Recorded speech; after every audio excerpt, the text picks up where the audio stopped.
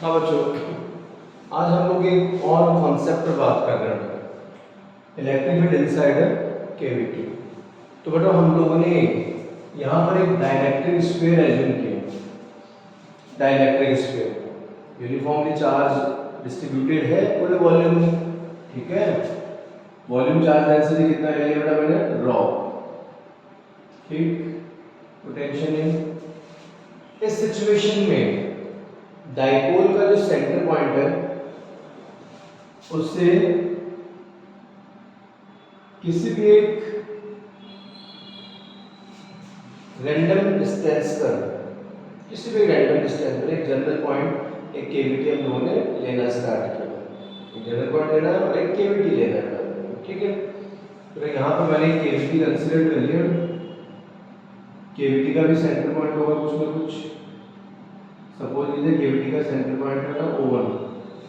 Cavity का centre point कितना है बच्चों, O1। कोई दिक्कत, परेशान नहीं। अब मैंने जो क्वेश्चन है उस क्वेश्चन को एक बार वर्ड टू वर्ड सुना देता हूँ ताकि आपके दिमाग में आ जाए कि एग्जाम में किस तरह से आए question. We considered a uniformly charged sphere with volume charge density rho, and there is a cavity. Center of cavity is displaced with respect to center of the ball by distance small a. ये जो cavity है, cavity का centre ball के centre से small a distance पर exist कर रहा है, ठीक है। तो बच्चों ये जो डाइलेक्ट्रिक स्फीयर है, बॉल है, इसके सेंटर से केविटी का सेंटर कितने डिस्टेंस पर एग्जिस्ट कर रहा है, स्मॉल a डिस्टेंस पर, ठीक है। अगर इसे वेक्टर फॉर्म में लेते हैं, सपोज हम इसे a वेक्टर भी ले सकते हैं, ठीक है। तो दिक्कत तो परेशानी नहीं है। हाँ जी, then find the electric field strength, find the electric field strength inside the cavity at any general point। Cavity के अंदर कोई भी जनरल पॉइंट आप ले लीजिए और उस पर इलेक्ट्रिक फील्ड रिक्वायर्ड है, ये हमारा टारगेट है, ठीक है। तो चलिए अपने टारगेट पर हम लोग चलते हैं। कोई भी रैंडम पॉइंट ले लिया, सपोज बेटा आपने पॉइंट P ले लिया, ठीक है। तो देखिए जो रिमेनिंग स्फीयर है उस स्फीयर की वजह से ये जो भी जनरल पॉइंट है बेटा, मान लीजिए पॉइंट P,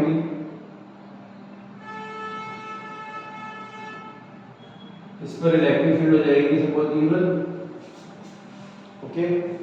और अगर मान लीजिए केविटी अभी नहीं है, केविटी में चार्ज अपन एज्यूम कर लें, ठीक है। केविटी में अगर चार्ज अवेलेबल हो थोड़ा, इस चार्ज की वजह से पॉइंट P पर इलेक्ट्रिक फील्ड कितना होगा,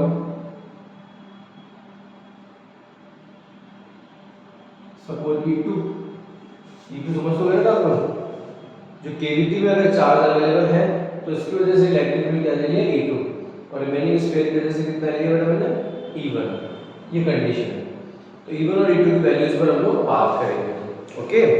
चलिए आइए आगे बढ़ते हैं बेटा।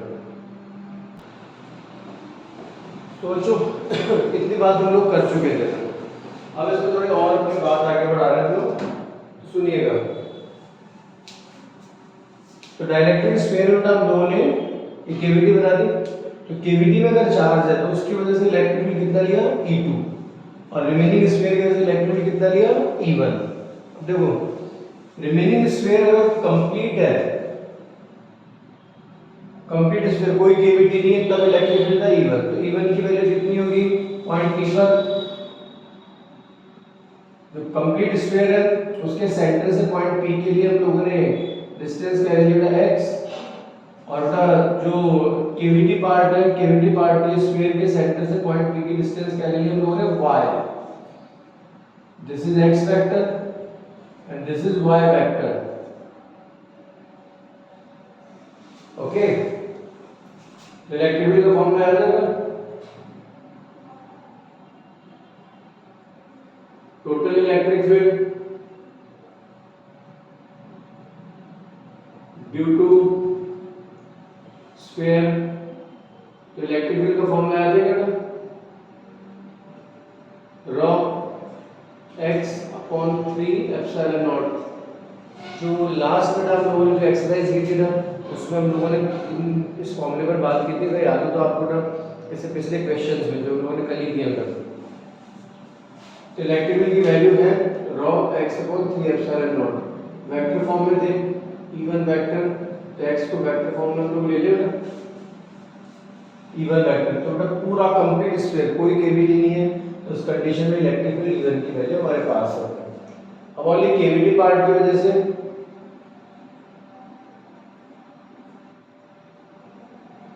Electric field due to small sphere, तो जो स्मॉल स्फीयर है जिसको हम लोग केविटी के फॉर्म में अलग कर देंगे, हटा देंगे, इसकी वजह से इलेक्ट्रिक फील्ड कितना है पॉइंट बी पर E2, तो rho y 3 epsilon not,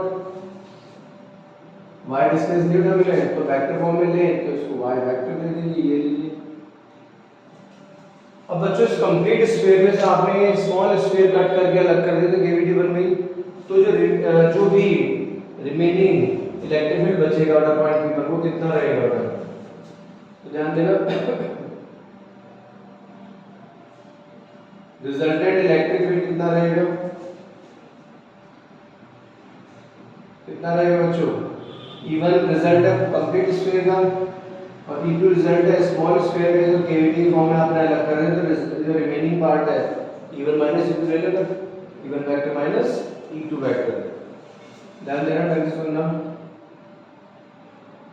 E1 vector कितना है rho upon 3 epsilon not x vector minus E2 कितना होगा, ये आ जाएगा।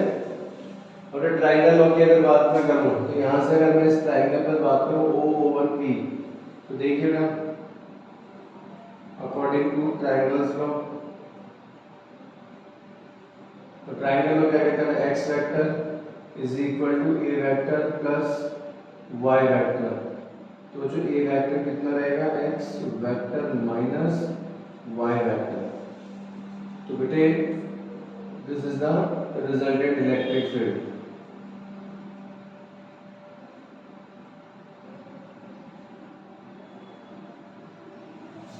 ओके, पोटेंशियल तो दिक्कत नहीं है बेटे। इसी सीक्वेंस में एक बात और कर लेते हैं, नेक्स्ट क्वेश्चन पर बात करेंगे, ध्यान से सुनना था, क्वेश्चन की लैंग्वेज को पकड़ना।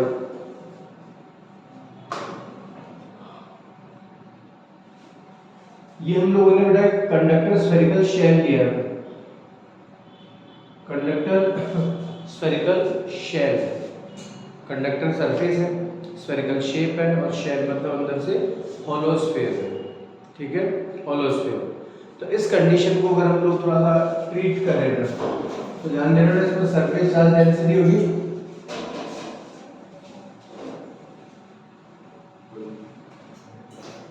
तो इसमें क्या रहेगा बच्चों, सरफेस चार्ज डेंसिटी, तो सरफेस चार्ज डेंसिटी हमारे पास है, ठीक है, तो दिक्कत नहीं। तो सरफेस चार्ज डेंसिटी जो हम लोगों ने यहाँ पर कंसीडर किया था वो कितनी लिएगा, सिग्मा, सरफेस चार्ज डेंसिटी कितनी लिया हम लोगों ने, सिग्मा। अब इस कंडक्टर स्फीयर को मैंने टू पार्ट्स में डिवाइड किया बच्चों, कंडक्टर स्फीयर को मैंने टू आइडेंटिकल पार्ट्स में डिवाइड कर दिया मैंने, ओके। अब टू पार्ट्स में डिवाइड करें, दोनों पार्ट एक दूसरे को रिपेल करेंगे, दोनों ही पार्ट एक दूसरे को रिपेल करेंगे, मानते हो इस बात को। अब इस कंडीशन में मुझे रिक्वायर्ड फोर्स चाहिए दोनों बॉडी को अटैच रखने के लिए, कट करने के बाद ये दोनों बॉडी को रिपेल होकर अपने आप ही दूर जाएंगे, लेकिन अगर इन्हें एक दूसरे कांटेक्ट में रखना है तो हमें रिक्वायर्ड फोर्स कितना होगा ये चाहिए। तो उसके लिए बच्चों मैं आपसे एक बात कर रहा हूँ, एक बार क्वेश्चन को मैं वापस से वर्ड टू वर्ड आउट पढ़ के सुना दूँ, ध्यान देना। We considered a uniformly charged thin spherical shell, uniformly charged thin spherical shell with radius capital R, ठीक है, रेडियस कैपिटल आर ले लेते हैं, and surface charge density sigma, okay. It is cut in two half, इसको two half में 50-50 में divide कर दिया था, then find the force required to keep the two half in contact. ये दो टुकड़े बने इनको एक दूसरे कांटेक्ट में रखने के लिए हमें कितने फोर्स की रिक्वायरमेंट होगी, ये अपने से पूछा गया। समझ गए? चलिए शुरुआत करते हैं। तो ये तो आपको पता है कि चार्ज बॉडी है तो इस पर क्या होगा ना, इलेक्ट्रिक प्रेशर बनेगा, बनेगा नहीं बनेगा? मानते हो? इधर ही बनेगा तो यहाँ बनेगा।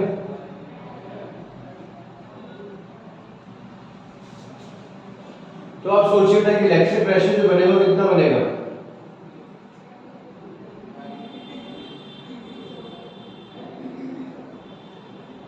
Sigma square upon 2 epsilon not ये बनेगा। अब अगर इन दोनों ऑब्जेक्ट को में एक दूसरे के कांटेक्ट में रखना है तो ये जो इलेक्ट्रिक प्रेशर बन रहा है ना, ये बेसिकली कौन सा फोर्स जनरेट करेगा? रिपल्सिव। मानते हो? लेकिन हमें अगर कांटेक्ट रखना तो क्या करना पड़ेगा? इन पर एक्सटर्नल फोर्स अप्लाई करना पड़ेगा। तो बच्चों कितना फोर्स रिक्वायर्ड है? रिक्वायर्ड फोर्स, तो रिक्वायर्ड फोर्स की बात करें तो क्या होगा? प्रेशर इनटू एरिया कर देंगे। बताओ फोर्स को प्रेशर की फॉर्म से ले सकते हैं हम लोग।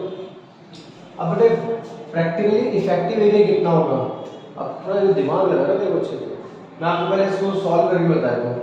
तो प्रैक्टिकली रिक्वायर्ड फोर्स कितना रहेगा? इलेक्ट्रिक प्रेशर कितना? Sigma square upon 2 epsilon not into area. तो बॉडी का मतलब जो हेमिस्फीयर है इसका इफेक्टिव एरिया कितना रहेगा? Pi r square, pi r square, radius r है। अब ये कैसे होगा बेटा एरिया? वो देखो ध्यान से, यहाँ पर जो आपको स्फीयर नजर आ रहा है, हेमिस्फीयर नजर आ रहा है, इस पर अगर मैं एक एलिमेंटल रिंग ले लूँ तो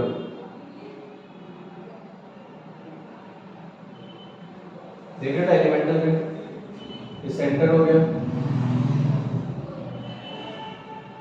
ये रेडियस भी कैपिटल आर होगी। अब आप सोचो ना कि एलिमेंटल रिंग में लूंगा इस पर, इस एलिमेंटल रिंग का यहाँ पर इफेक्टिव एरिया जो आएगा ना, यहाँ पर जो इफेक्टिव एरिया आएगा, ध्यान से सुनना अच्छे से, इस एलिमेंटल रिंग का जो इफेक्टिव एरिया आएगा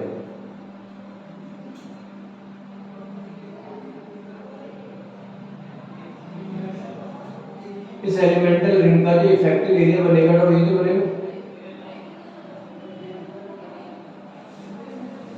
और ऐसा अगर कंप्लीट एरिया लेंगे तो क्या बन जाएगा? एक सर्कल का एरिया। मानते हो सर्कुलर शेप का एरिया कि दो हेमिस्फीयर है, तो दोनों जितने एरिया में, ये हेमिस्फीयर है पूरा, अब ये दोनों जितने एरिया में एक दूसरे जुड़े हुए रहेंगे तो ये इफेक्टिव एरिया कितना होगा? पाई आर स्क्वायर होगा या नहीं होगा? तो फाइनली जो इफेक्टिव एरिया आएगा वो कितना आएगा? पाई आर स्क्वायर। जैसे हम शॉर्ट में निपटा सकते हैं, बाकी कैलकुलेशन इसकी बहुत लेंथी जाती है, कैलकुलेशन हम लोग देख सकते हैं, वो दिक्कत नहीं है। नेक्स्ट वीडियो में पहले प्रीवियस वीडियोस में हम लोग बना चुके हैं कैलकुलेशन भी, जैसा शॉर्ट फॉर्म पे आपके दिमाग में होना चाहिए, इसको दिमाग में रखें अच्छे से।